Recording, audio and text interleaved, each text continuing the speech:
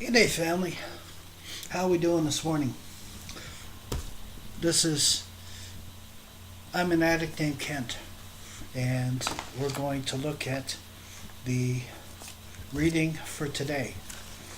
So, traveling the open road.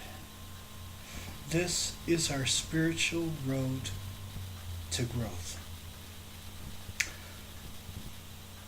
When we arrived in Narcotics Anonymous meeting, it looked like the end of the world for many of us.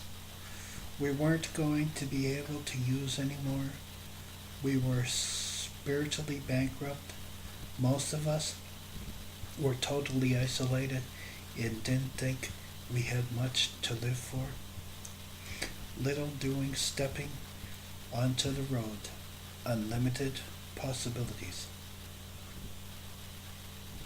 At first, just not using was enough. Yet, as we watched other addicts working the steps and applying those principles in their lives, we began to see recovery was more than just not using. The lives of our Narcotics Anonymous friends had changed. They had a relationship with God of their understanding. They were responsible members of the fellowship and of society. They had a reason to live.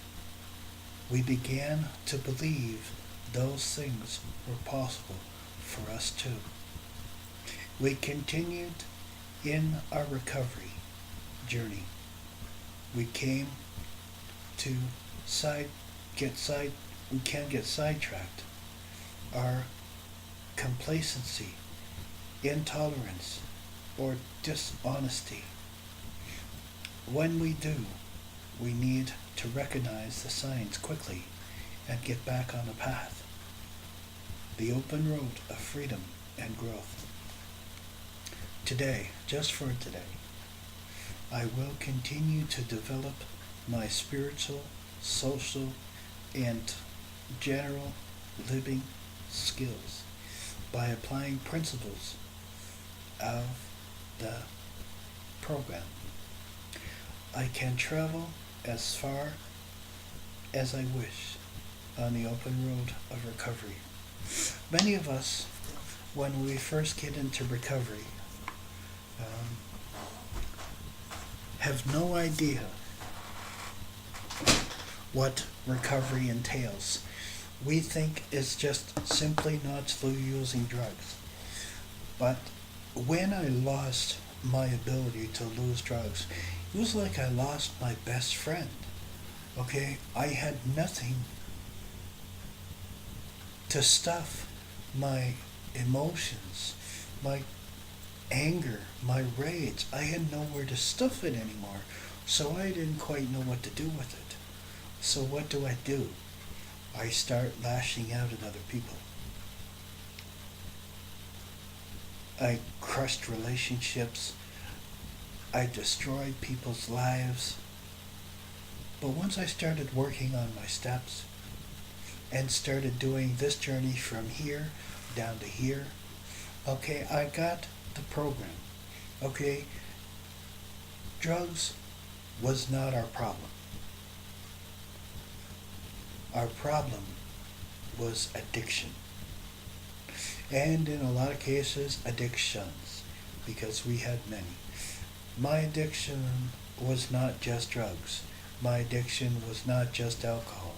My addiction was not just using pornography. It was all those combined into one. Okay? So I relate to many situations. We need to understand that as addicts, we have many different addictions. And to switch from one to the other is just switching addictions. That's exactly what it is.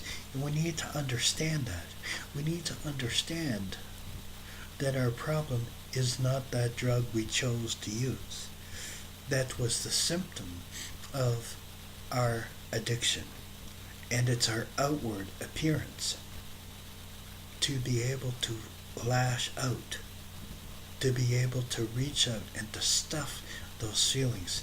If you're anything like I am, when you first started getting the feelings and emotions, I had no way to do and what to do with them.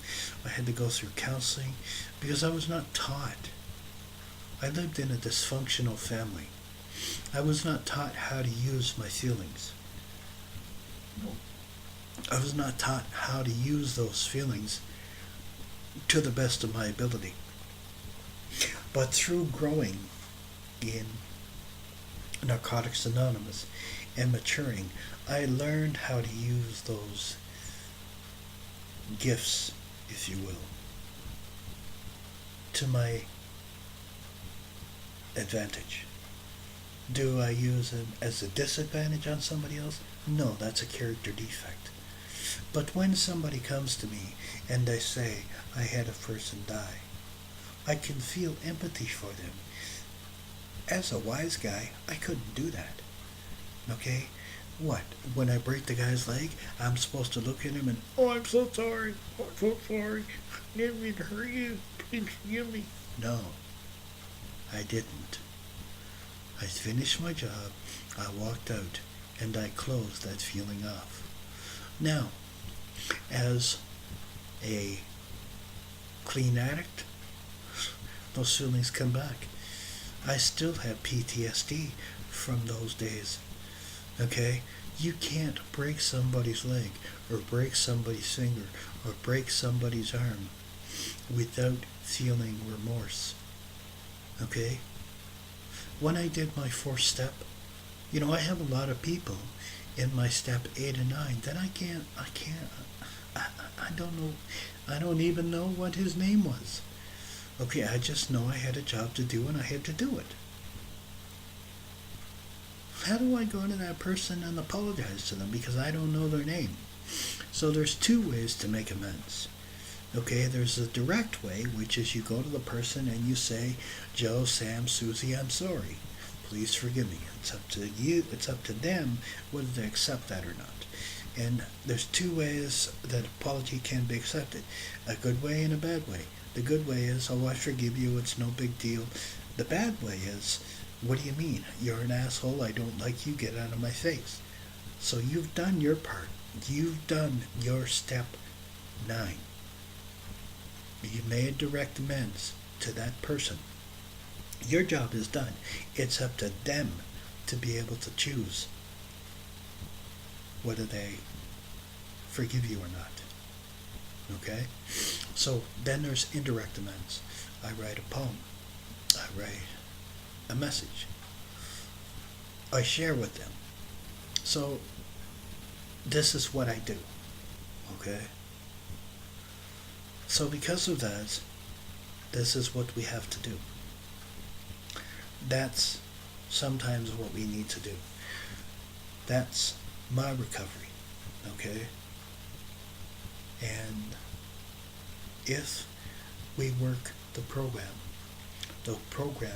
will work for us.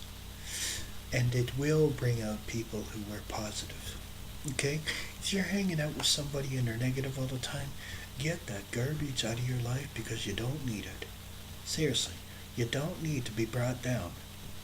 I mean, you can go downtown and find 10 people to knock you down. You don't need to be knocked down by your friends. Seriously. So get out of that and get away from it.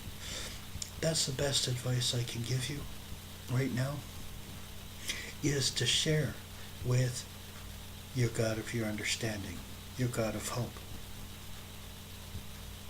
Whatever that God may be. Okay? If you don't have an understanding of God, you can talk to me. I'm a minister, and I can help you through that. I can help you find that God of your understanding, so that when all this starts going apart around you, you can handle it. Okay? May the Lord bless and keep you until we meet again.